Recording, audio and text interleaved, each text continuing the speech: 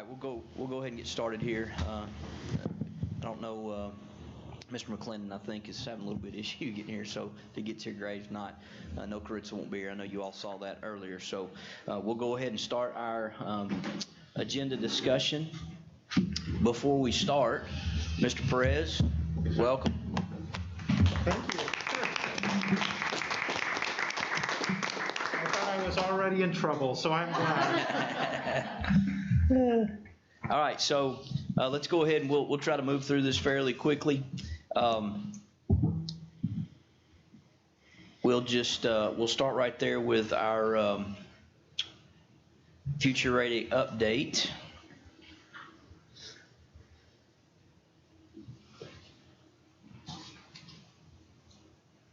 There's going to be a report, obviously, Thursday night.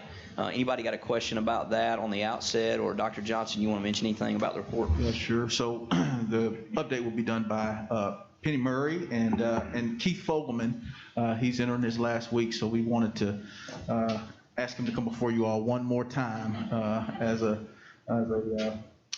final stage activity. But an update on great teachers and leaders, just kind of sharing what's going well, where there are challenges, and kind of what some next steps are. So here we go with that. And hopefully to get back in cadence with our normal. We've been out of cadence because of COVID-19, but updating you as a board on strategic plan and starting that process back. And I apologize, I don't have my red cups out tonight, but we don't have quite as many folks. So please, if you've got a question, just jump right in and feel free to ask that. This is a blue cup from Brian. To go backward, election of officers is the second item on our agenda. Last year, I asked at the agenda session if we wanted to talk about that, what our goals were for a chairperson, a vice chair. Last year, that seemed like a really new idea to talk about that in public. It makes sense to me to talk about it. So now it's the second year. Does that feel comfortable to anybody at this point to talk about any desires to be chair, not be chair, what you want in a chair? Yeah, we can talk about it.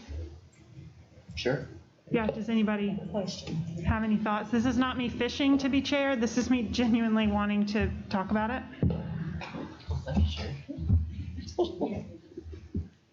You ain't broke, don't fix. So you like Joe's leadership? I appreciate Joe's leadership also. Don't fix it, that's all I say.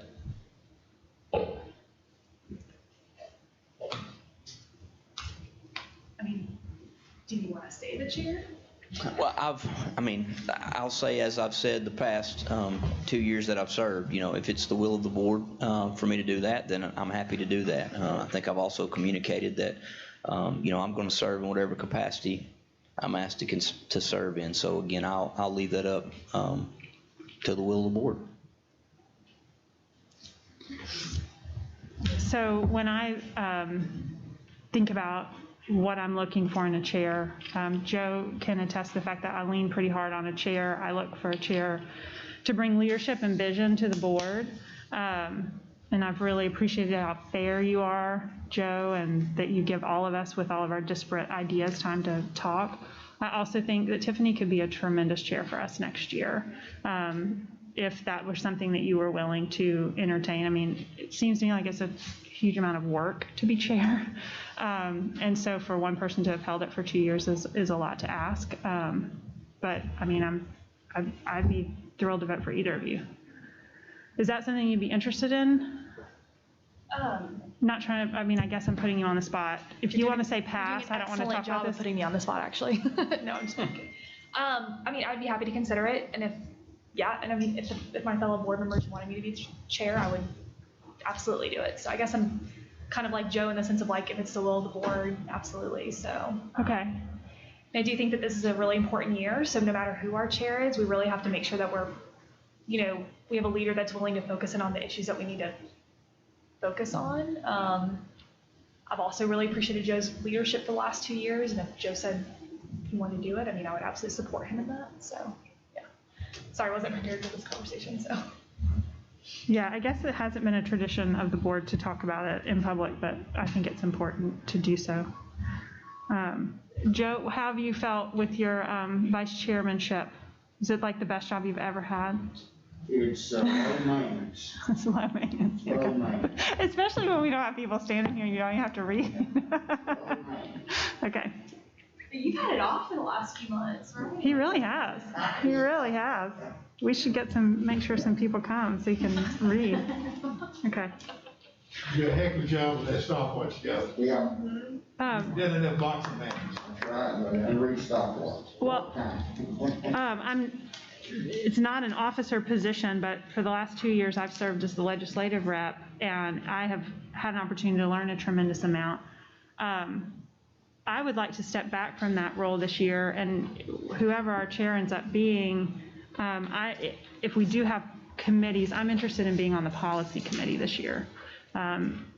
Kathy really set a high bar for that, and I think we have opportunities there that I want to, I'd love to be in a point person role there. So that kind of opens up if other people are interested in legislative. So think about it, and I'd be happy to tell you about how it went for me, if you want to give me a call. All right, anything else on that item?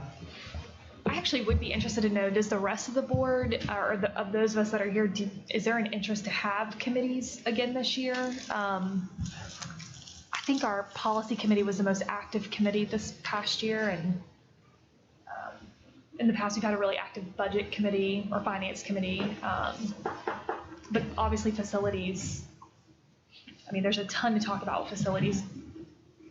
Yeah, With where we are, so just curious, like what everybody else thinks about committees. And well, I think we've had a point person for the last couple of years, and I think one of the reasons we did that, and I'm open to whatever, I don't, whatever you all think will be most productive, but I think that we've all been showing up for everything anyway. And so I think that's why we decided to do that was, hey, everybody's interested, everybody's coming, so let's designate someone who already has an interest or a background in that area, to be the one to really keep us informed. Those are also appointed by the board. Those are not elected positions. Right. Right. Yeah. So I'll tell you what I would, and I was actually fishing for my email to you all last year on that. If we want to talk about that also, who would have interest in what? Because we have Jenny served in the same role the last couple of years. Tucker has served in those same roles the last couple of years. Rhonda did discipline. Yeah, and Tiffany, I know that you have been involved with the finance piece, and especially when we talked about strategic budgeting and all that, like we really did early on when you and I first came on the board. So, I mean, would there be, and Caritza's been involved in the equity conversation, so we can have a discussion now, or you can think about what you think you might know. Joe's done transportation. I still ain't got no buses, but, Yeah, maybe we need a new point person. Yeah, on that. might. We need a new point person. maybe need new transportation, but you can bus. Well, I mean, it was pretty terrific last year how at we did a retreat and all kind of ordered the ones that we were interested in, so everybody had time to think about it. For budget, something that's important to me for this coming year is revisiting the 3-year strategic budget that Brent's team had put together. With COVID, that really got lost in a tidal wave of urgency, and a lot of thought went into it. I think it's going to need to be revisited significantly because of the changing economy, but that's something that as I look at the reports of how the budget is changing because of COVID, where we're pulling from a given line item into another, to have a budget point person on the board really active in that way, I think would be tremendous. Well, I mean, I'm open to that. We can Obviously depending on what happens on Thursday night as far as leadership, we can, make some decisions around how quickly we want to see that stuff happen. And, Okay. and then you all can be thinking about, if you want me to, resend this, what I sent, last year after our retreat, I'll be happy to do that. And, not that you all need reminding of where you were, what you were serving in, but maybe something else on that catches your eye and you say, hey, I'd like to be involved in that too. So, Dr. Highlander. I think it's good to bring it up here, that we can, like Tiffany sort of hit cold turkey. I think it's good to give us time to think and pray and talk to our families and see what we feel led to do. And this, between now and Thursday, gives some food for thought. So it's good to bring it up now and let us think about, and I've enjoyed working with Ms. Murray last couple of years, and that's been enjoyable working with personnel, great teachers, great leaders, and I hate, I'll just say, I hate like Eccles Keith, but I think we're gonna be in good hands. So, I'll say that to you, Dr. Johnson. I feel good about her because she's a go-getter. She's fireball, so that's good. And I'll tell you what, just thinking about it, I will resend that because, Marco, you need to look at that too. So you need to see kind of where folks have been serving and what the areas of focus have been. And if you think of something here in the next few days that either your interest or maybe an expansion of something we've already done, please feel free to chime in on that. Love to hear about it. All right. Let's slide down there. Then again, we're below the Future Ready update there. Consent agenda. Obviously, just have an approval of the minutes. Executive committee report. And then bring us down to our bids and contracts. Is there anything there under bids and contracts that you all seen you've got a question about so far?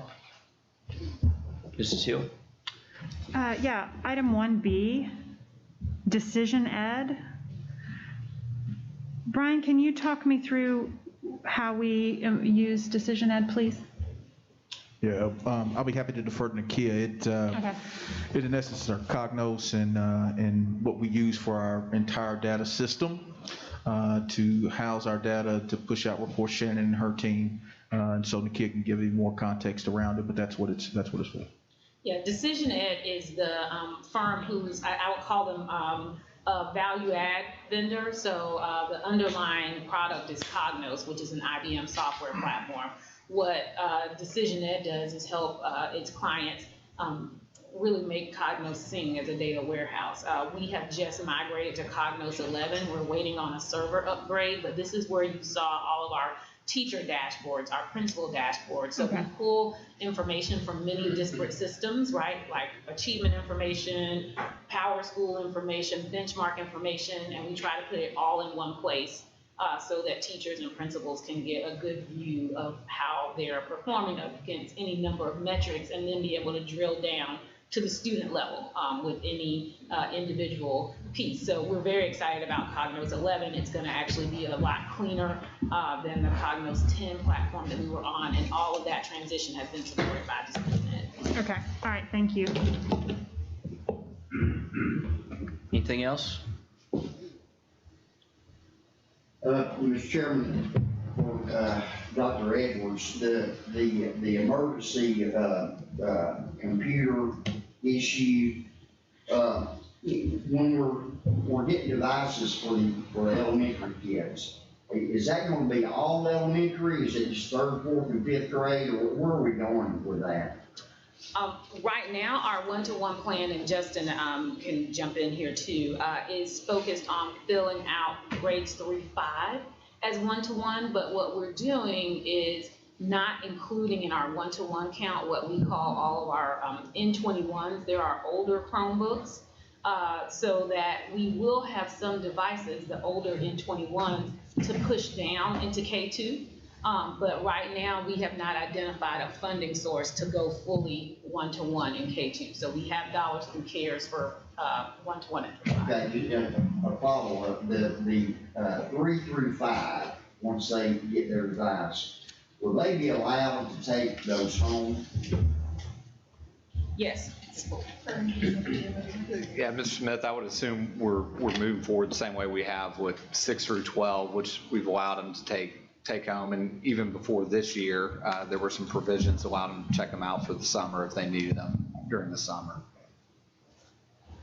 Well, it's amazing how much they're using online stuff. And, I've got some 10-year-old 4th and 5th graders, and I'm at Florida. And so they show up, without a Chromebook, and it's just real difficult to help them with their work when you don't have access to it. One thing I will put out there, it's just something for the board to be thinking about, and obviously we'll be thinking about as well as we go into budget season, is at the secondary level, this is the 3rd year, right, of secondary having the new Chromebooks as of a couple years ago, and so we've just got to think about the recurring revenue stream to keep the technology up to date, and then obviously one of the other things that's happening, you all approved through the budget cycle, which will be exciting to do, is I guess here in the next few weeks, all teachers will get a new device, and it had been, my gosh, 4, 5, 6 years for some of them since they've had a new device. So that's a good step as well. But again, that's another one of those recurring things to be thinking about long term as we talk about strategic financial plan and some of those other areas. What happens to all those old devices? If all the teachers are getting new ones, what happens to their old devices? Do we sell those, or? So we're actually going to pull those in and help some with some auxiliary staff and even putting them back in the hands of kids. So the ones that are usable and don't just need to be discarded, they'll go back in circulation. Would love to have some. I got 2. Dr. Highlander. Dr. Towns brought up a point that I was thinking about that I've been running over my mind. She said, when we get the money. And I thought, while Mr. Goldberg is still here, and we're able to use his expert services, how are we doing financially? I know we're getting money into the federal government, COVID relief money, but yet we're spending a lot more too. And I don't mean specifically, but overall, how are we running financially, if you don't mind? Certainly, Dr. Highlander. Does this work? Yeah, sounds like it. Overall, financially, sales taxes in particular for the month of August, which is for sales that occurred in June, we're actually up about $400,000 for the school system compared to June of 2019. So that means about an $800,000 increase for all of Hamilton County year over year. That's a reflection of a lot of the spending that's occurring in the city, especially as folks have stimulus money to purchase things. There's a lot of spending increased in, hardware, home improvement, grocery, liquor stores, all these things, bicycles, motorcycles, those sorts of things, boats. So I think, that's a good trend. I think we've started trending the other way from where we were. We're going to have to see if that continues, especially over the next 6 months when, especially as stimulus money starts to kind of dry out and people have less money to spend overall. And if unemployment remains where it is, then I would suspect that we would see a decrease in spending, which would be a decrease in sales tax. Property taxes should hold steady. They're fairly immune to, what's going on right now. There would have to be a really significant economic impact for property taxes to be affected. And then as far as, the CARES funding, I think we pretty much spent most of everything or plan to spend everything that we've received. I would hope that we do at some point get more funding from the federal government that can be used to pay for some of the things that we're paying for now, like enhanced cleaning, Chromebooks, those sorts of things. Excuse me. But overall, I think, financially, we're as good as we can be right now. Thank you. We'll have new numbers when, October or November? So the sales tax comes in around the 20th. So September 20th, we'll see what sales taxes were for July. Mr. Press. So you said I guess take this off. I don't know how you do this. K through 2, we're not 1-to-1. How many devices are needed? What's the cost of that? We can pull that exact number for K2. We average about 3,000 students a cohort, and so, in round numbers, you're talking about 10,000 devices That are still needed. that would still be needed. Yeah. Okay. And what are those students doing right now when they're? Well, so K2, so it's a couple of things I should share, and we'll get the exact number. I want to be sure I'm giving you a good number. In K2, it's a little bit different in K2, the model. So there's a lot of real feedback around how they engage with learning. A lot more tablet focused. In fact, in K2, we really need to have a deeper conversation about what it is we would look to acquire. It might be that we look for a device that's more tablet app friendly, because they're more app-driven types of activities in the early grade bands, in particular K1, before they move to second grade. Second grade gets a little more rigorous where they're using, well, the Chromebook probably would come in handy, but there's a lot of conversation that we've got to have about, honestly, K2, and is that the right device, type of device to go after. If we weren't in the midst of COVID, we would really need to have a conversation about, is 1-to-1 the right model for K2? When you begin to think about what a early grade teacher does instructionally in the classroom, they're doing a lot of, so it may be right for a station or center, probably not as much of a need for a 1-to-1 environment in a classroom, because teachers are pulling students small group for a period of time, and usually they're doing something literacy based or reading, or even something foundational numeracy based, and so you don't have as much individual instructional time juxtaposed to when they're in a center. So again, if we were in a perfect world, if we weren't in COVID-19 and we were looking to take technology all the way down to the K level, we probably would look at no more than 50% a 1-to-2 type of model. So for every 2 students, there is 1 device. Now, in the midst of COVID-19, it's made us think a little bit differently about what it is we're trying to do. So we'll work to accelerate towards it. But Chromebook, tablet, that's the model approach we look at. And am I right to understand then, with 3 to 5, some of the schools I've talked to who have devices, maybe they're counting as devices that are counted, but those devices can't actually access, they're too old to access the platforms that we're using. I'm right to understand that you are. We will be moving those off. So a great example is actually one of your schools, Red Bank Elementary. Mm-hmm. They were a school.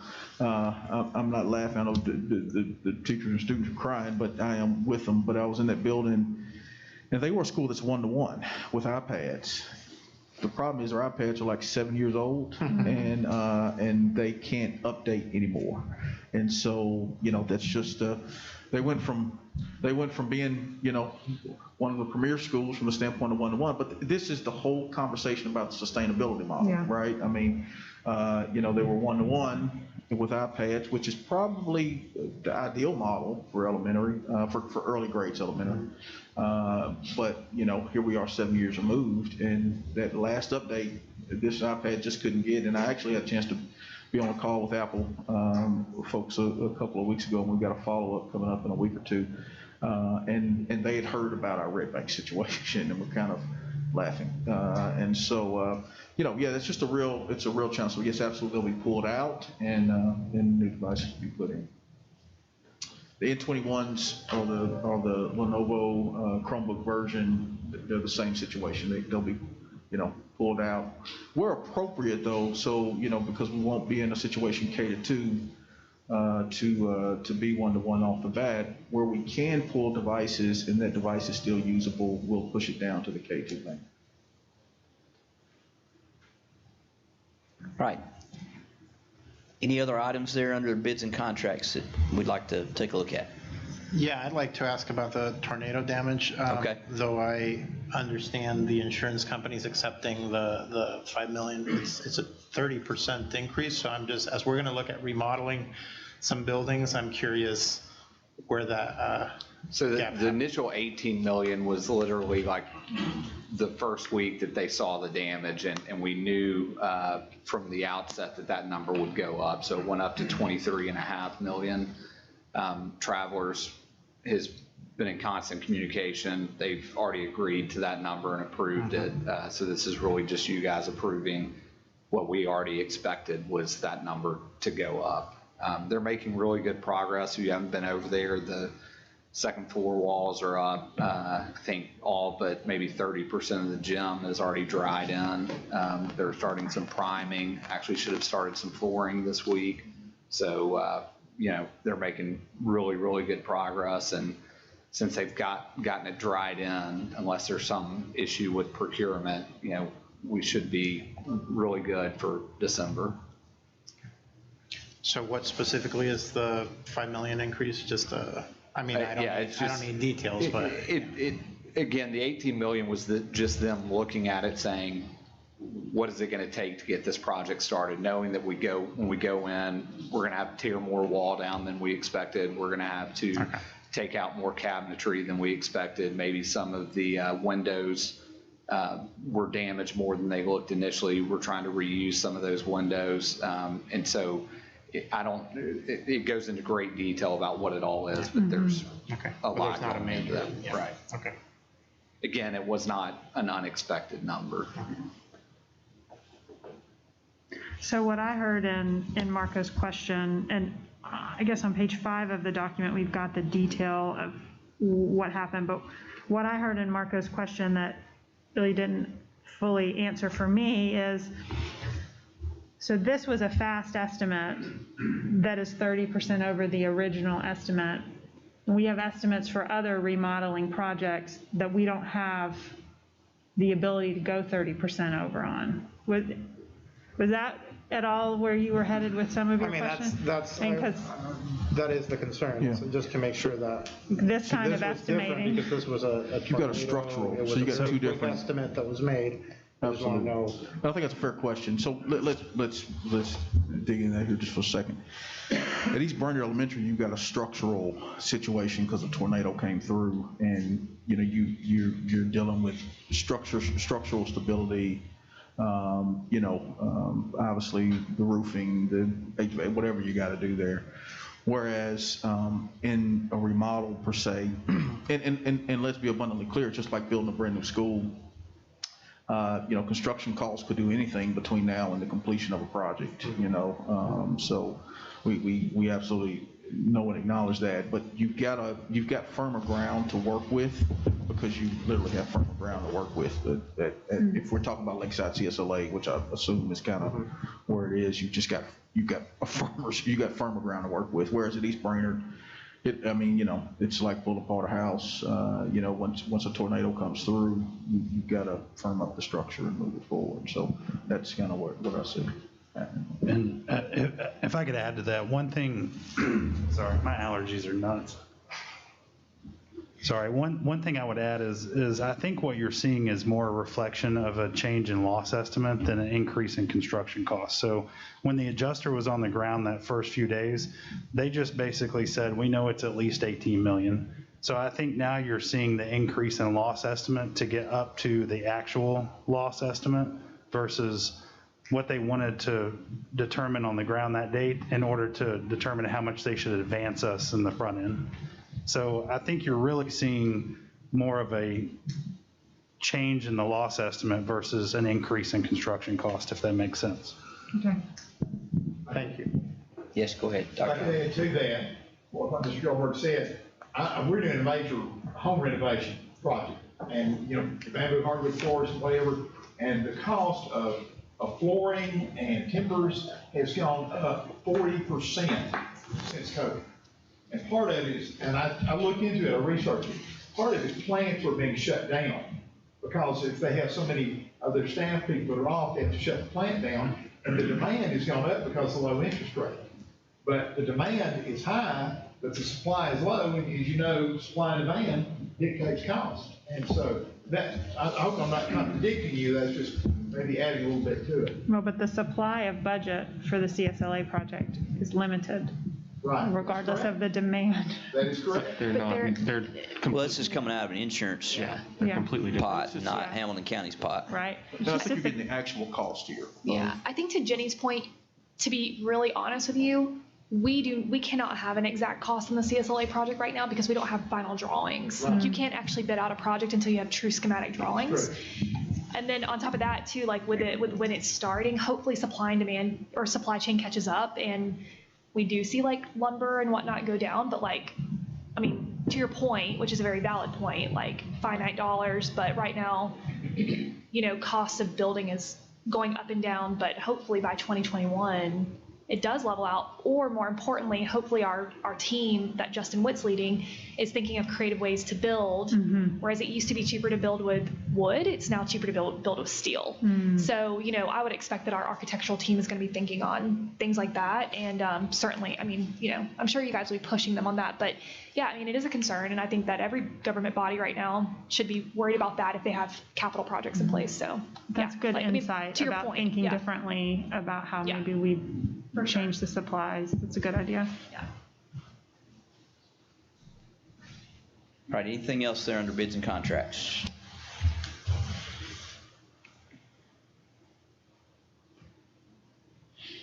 Okay. Brings us to financial report. Any comment or question about the financial report for July to September?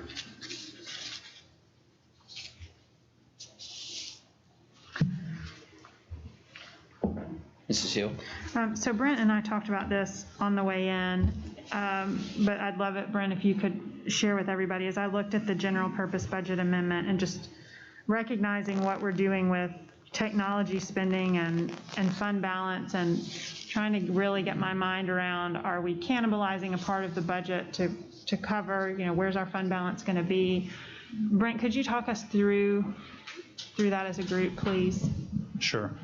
Yeah, we're not cannibalizing anything yet. Hopefully, we won't need to. Okay. I think when we get to the budget amendment, you'll see that a big portion of that is for the enhanced cleaning contract, 1.6 million of the 2.5 million out of unassigned fund balance. There's also over $800,000 in equipment. Sorry, I don't know what's wrong. There's over $800,000 in equipment that's really, it says it's coming out of unassigned fund balance because what happens at the end of the year, if there's unused funds, it automatically rolls to fund balance. These are things that were intended to purchase, such as like equipment for e-labs and some other technology equipment that we just did not do because of COVID. So those funds roll into fund balance, and now they're included in this amendment to reappropriate those so that we can go back and spend them. So so far, this would only take a portion of the money that was included in the fiscal year 21 budget to grow fund balance. You all remember the $2.8 million was approved as an increase in fund balance. So we're still not dipping into that fully at this point. And I do think that if we get more federal funding down the road, we'll be able to recoup some of the other costs we had to report in general purpose as well. Overall, the fund balance for fiscal year 20, we had projected that it would end at $30 million, and it is within $200,000 or $300,000 of $30 million. So we're still at the same place that we projected at the end of that we would be, even despite some of the decreases in revenue for COVID. For example, like sales tax came in a little short for the entire year, but then with July, we're starting to see that trend turn. So hopefully what will happen through the end of 21 is we're actually going to have more sales tax revenue than we budgeted, and we'll be able to continue to increase fund balance that way, even if it's in small amounts. But overall, our fund balance is exactly where it was projected, and we're operating within the fund balance right now, including the $2.8 million in growth.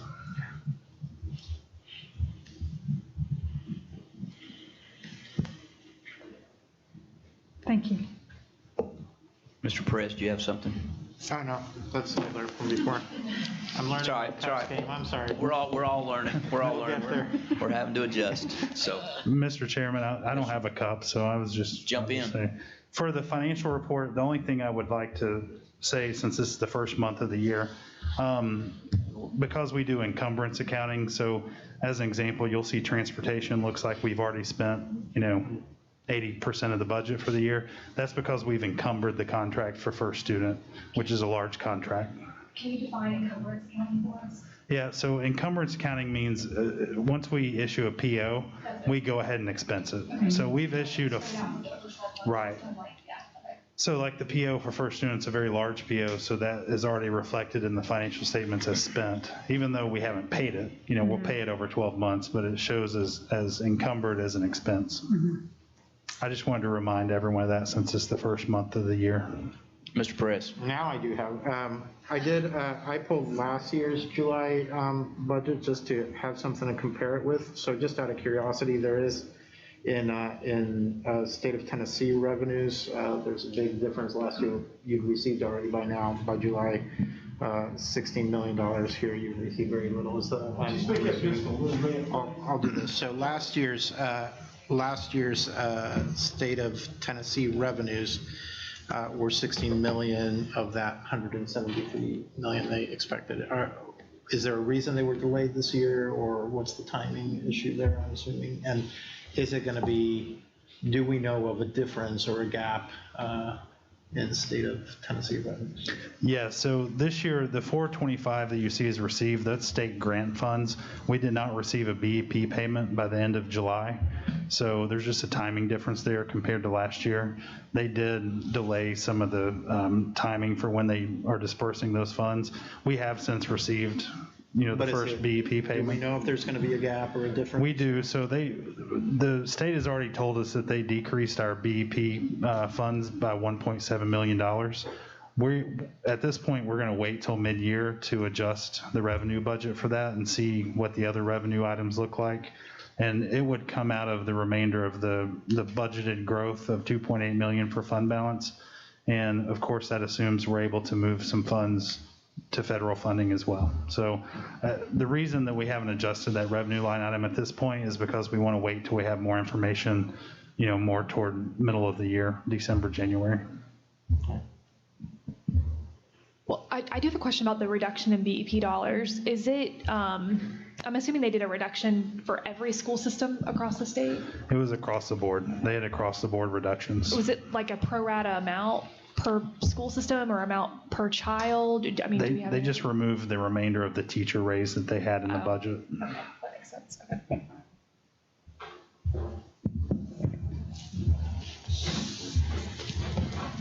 All right, anything else there under the financial statements?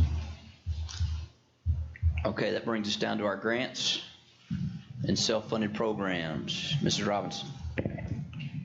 I just wanted to get a little bit of clarification on the Title III immigrant grant. It looks like it's for a little over 16,000. I just wanted to verify where exactly the 16,000 goes. Is it to a specific school or to a specific line item? Yeah, Marcia, you want to speak to Title III? Sure. So it doesn't go to a school per se. It goes to to our department so that we can fund some of the. To your department? Yes. Okay. So that we can fund some of the needs. Okay. Of our students. So we try to make sure that we do that across the board where we're serving our students and not designate to just a school. Okay. I've actually never really studied Title III, so I think I want to learn more about it, and I can connect with you offline about that. But so then, say Howard High School, who has a large number of Guatemalan students, do we have Title III dollars that go specifically to Howard? Or does all the money solely funnel through, anything that we do receive for Title III, does it solely funnel through your department? Yes, okay. It does. Okay. Something like those extended contracts that we're talking about there. So for some, to provide any type of training or any extra added on, like after school services that we can provide to the students, and that's what we're using. Okay.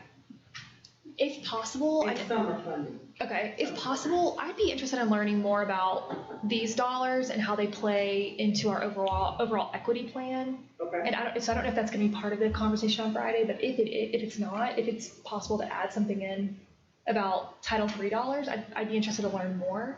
Okay, sure. It was not, but we can do that, or we can schedule a meeting Okay. where we sit to talk just about. Okay.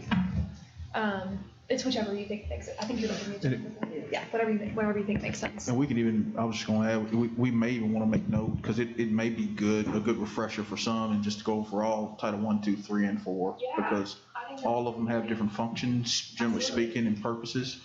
And all of them are, not all of them, but, several of them are directly connected to educational equity and They just absolutely a are. So broader I conversation. think, yeah, even if it's just a quick 5-minute brief overview, I think that could be Yeah. really helpful for our board. Absolutely.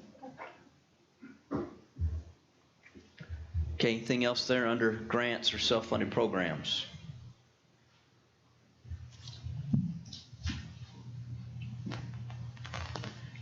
All right, that brings us down to then our general purpose budget amendment. We have a question or comment about that.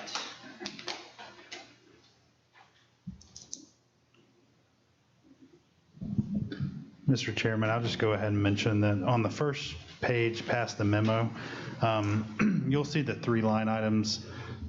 I don't have row numbers, but there's equipment of 713,000 toward the top of the page. A little past halfway, there's more equipment of 183,000. That's the equipment that I talked about earlier as just didn't get spent last year. So it rolled us into fund balance. We reappropriate this year so that we can continue those projects. And then you see the 1.6 million for janitorial services.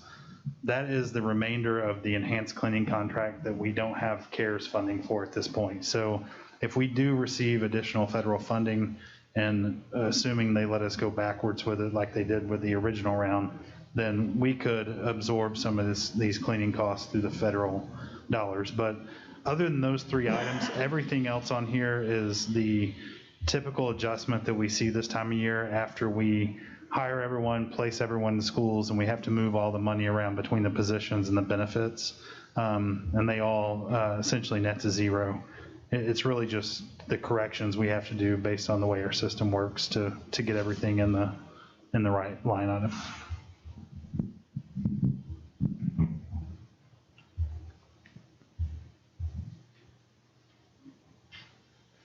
All right, anything else there?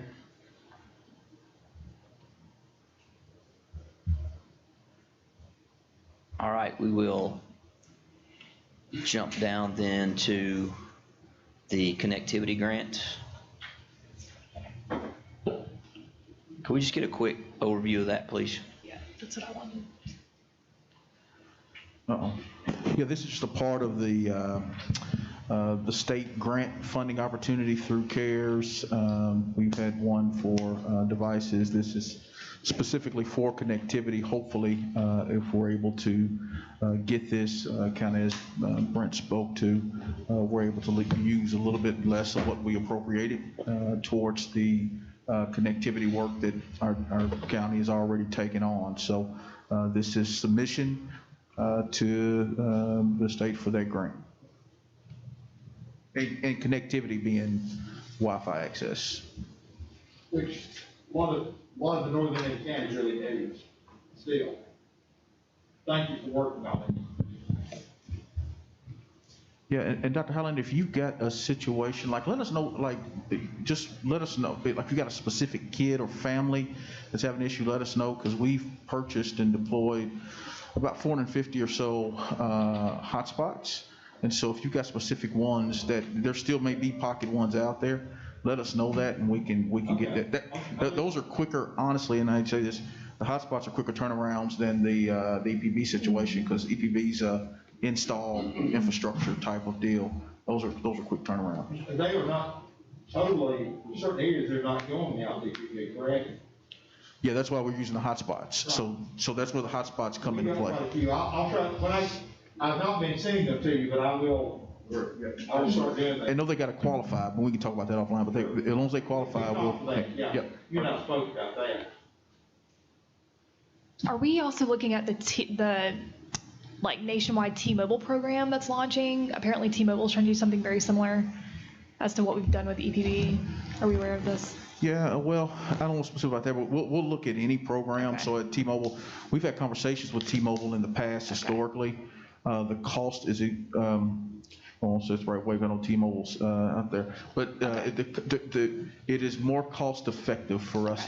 When we looked at T-Mobile, it was much more cost effective for us to look at EPB. I forget the exact cost, but we're paying, like our plan works out to maybe $2.50 a month or so.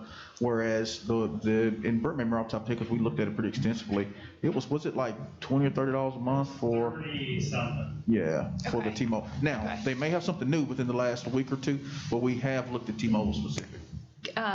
Councilwoman Coonrod sent me a text about it and sent me the link. I'll forward it to you. Great. I really didn't know if it was something that we would even need, but it sounds like, perhaps, so I'll send it over to you. Sorry, I gotta Chris. remember to move the cup back. But how long are the families connected under this plan? Is this the full year? Do we have to renew it next year? So this is CARES related, so it's a single year. This is a single year type of grant that we would appropriate towards the costs that we have. Now, our county, we've looked at a decade-long commitment to ensuring that our economic disadvantaged students have access and connectivity. So, outside of that, recurring, the only thing we'd be bringing forward additionally is the northern end of the county where there's not connectivity. That would be the only additional thing that we'd have to bring forward for you all to consider. But this grant specifically is for this year. So, but that does help. Every penny helps. I know it's cliche, but this does help us move down the lane quite a bit as far as covering costs.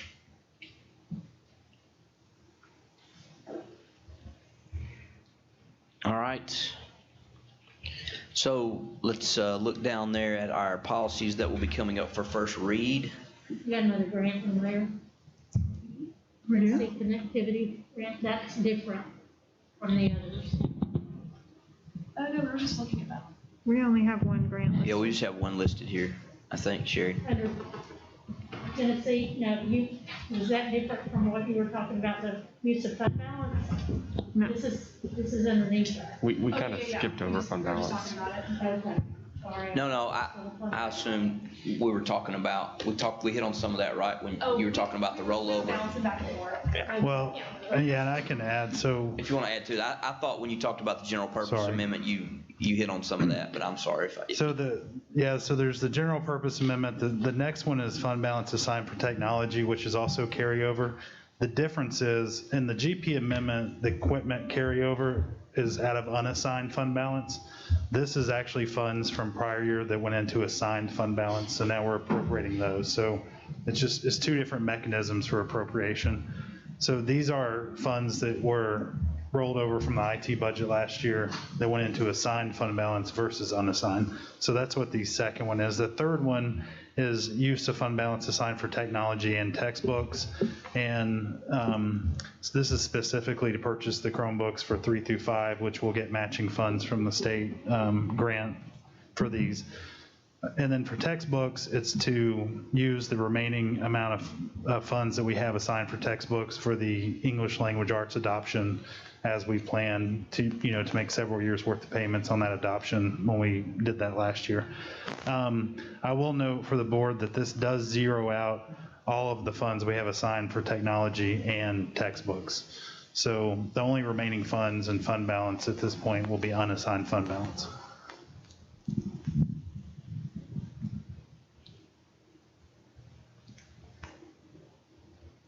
What's that look like for next adoption? What's up next? What curriculum would we be looking to adopt for next? This year will be an off year. Right. And we will look at adopting math next. Okay. Not this coming year, but the next. Okay. So math is up next in the cycle. Okay.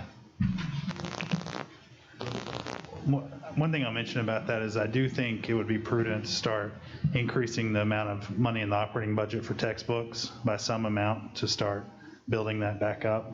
And that's what we had done in prior years. You know, that kind of goes up and down. There's about $2 million every year in the textbook operating budget. And whatever does not get spent just goes into the assigned for textbooks. And it depends from year to year, you know, what schools need for different books. So that is something to look at for textbooks. For technology, you know, the board has spent, I'm guesstimating, I mean, this is just an estimate, but around $12 million on technology, you know, to put Chromebooks in the hands of probably 28,000 kids, including what we're purchasing now. And then also the infrastructure at the schools that we've done, the telecommunications upgrades, all those things that have had to be done, that have been done. I think now it would be prudent to start looking at operating dollars for leasing devices. You all remember that we did that for teacher devices, so those will be leased. That money's in the operating budget and has a replacement plan from now on. When those lease computers are up to be replaced, they'll be returned to the company and we get credit for those and then lease all new ones in 4 years. We also did that at the last board meeting for some student devices, for our first batch of student devices on lease. So my recommendation would be to start increasing the amount of devices that we lease each year, and that way there's an automatic replacement plan instead of having to try to save money, spend it, save money, spend it. Chairman Wingate, 2022, 2023 is the adoption year for math, just to give you the exact. Okay. And just one thing to both of their points, it's probably important in the next budget conversation and going forward to try to break the technology and textbook budgets because they're so interdependent at this point.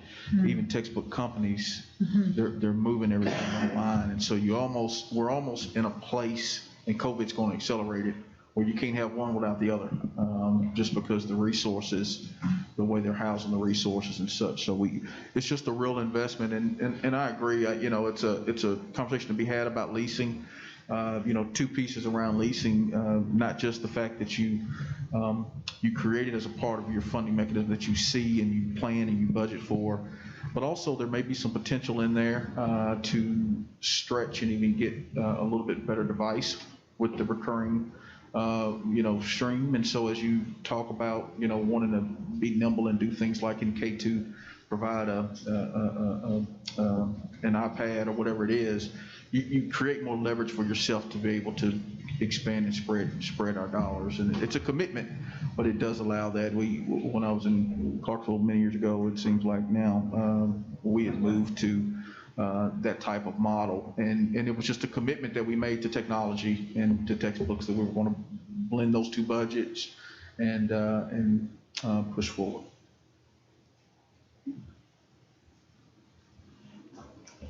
All right, anything else there? Sorry, I apologize for that. I was thinking when we went over the general purpose and we did hit on some of that hit those two items, but I apologize for that. All right, so now to our policies, first read. Anything there?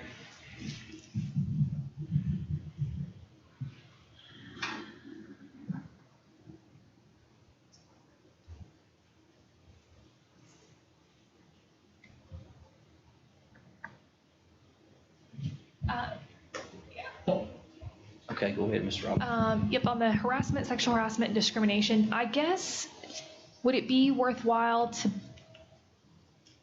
better define where the harassment has to take place? Like, I'm thinking of online harassment.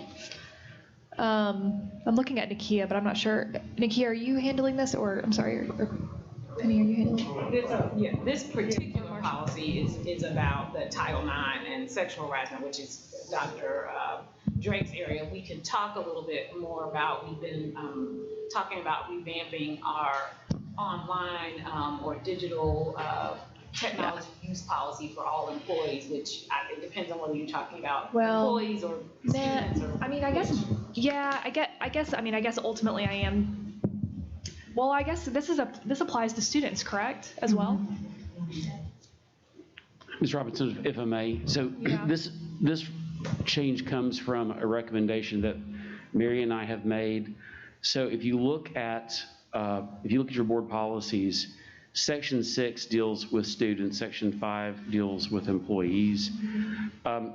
You have a very robust anti-bullying and harassment policy for students in Section 6. The problem is that the policy that this board adopted many years ago covered students and employees in Section 5. And so over the years, while this board has spent a lot of time developing that Section 6 policy so that it's robust and effective and very good, there's some confusing language still in Section 5 that references students that needs to come out. And for many years, we've suggested that it needs to come out. We've just never gotten around to getting it out. So that's what this is for. The edits to the Section 5 policy pull out the student issues. Those are now going to be housed exclusively in the Section 6 policies that you already have, Section 6.304, in fact.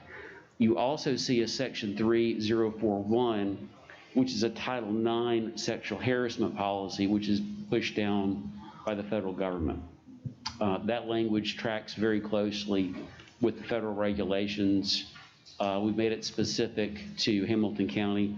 Ms. Glenn and Mary and I have been working on this one pretty much since June to fine tune it. We followed predominantly a TSBA model, but we've really made it much more applicable to Hamilton County. Okay, so I guess my questions are around okay, so all right, so this is 6.3041, okay, Title IX and sexual harassment. So it says, employees' behavior, students and student behaviors while on school property at any school-sponsored activity, on school-provided equipment or transportation, or any official school bus stop in accordance with federal law. I'm just curious because I may not be understanding where we have it elsewhere. If someone harasses if a student harasses another student on their personal, like on their cell phone, sure. Where are we talking about which policy are we talking about that? So potentially both, but certainly it's going to start with 6304, which is or no, just 6.304. 6.304, which you don't have in front of you. Yes. Okay. That is this board's sexual harassment, bullying, cyberbullying policy. And it speaks to exactly what you're talking about. This particular policy, 63041, deals with those situations where a violation of your other policy actually amounts to a violation of a student's civil rights, okay? So let's set aside the numbers for a second because it can get really confusing really fast. Your school board policy already says students are supposed to treat each other with respect and you don't bully on the basis of anything, okay? The next board policy says, if you do harass someone on the basis of sex and it substantially interferes with that student's access to educational opportunities, now not only have you violated this other policy, but you've now violated federal civil rights. And the reason that that's significant is this particular policy, unlike any other area of the law, gives the victim certain procedural rights where he or she can participate in the grievance process and actually has an opportunity essentially to prosecute, to file charges. And there's a very specific investigative process that Dr. Drake's office goes through. So it takes bullying and harassment, which has existed in schools since the dawn of time, and it recognizes that in some certain circumstances, those actually amount to a violation of federal law. Okay. Do we have a bullying policy for employees? I'm going to look over at Penny Murray. The answer is yes, we do. In terms of which number, okay, I couldn't tell you. I think it's 5.200 and the ones that follow that. But yes, ma'am, we do. Okay. All right. My last question is, do we have any type of policy that also protects teachers from parents from harassment or bullying? And are we even able to do that? I said 5200, I think it's 5400 now that I think about it. And Penny's nodding her head, yes. To answer that question, every employer has an obligation to provide its employees with an environment free of harassment on the basis of certain protected criteria. What becomes very difficult when you are in a public service industry is when the complaints of your customers, if you will, go beyond simply advocating for their rights as customers and start to impact the employee's well-being. That's a very fine line. Our existing policies and indeed existing laws actually do speak to that. Where the line occurs is necessarily case by case. Okay. Yeah. Thanks.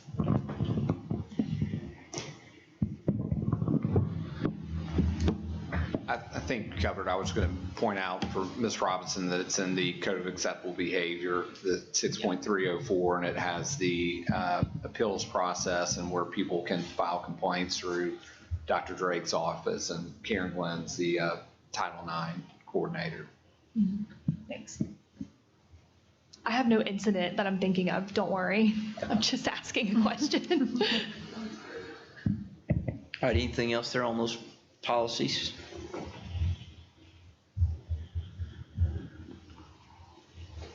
All right.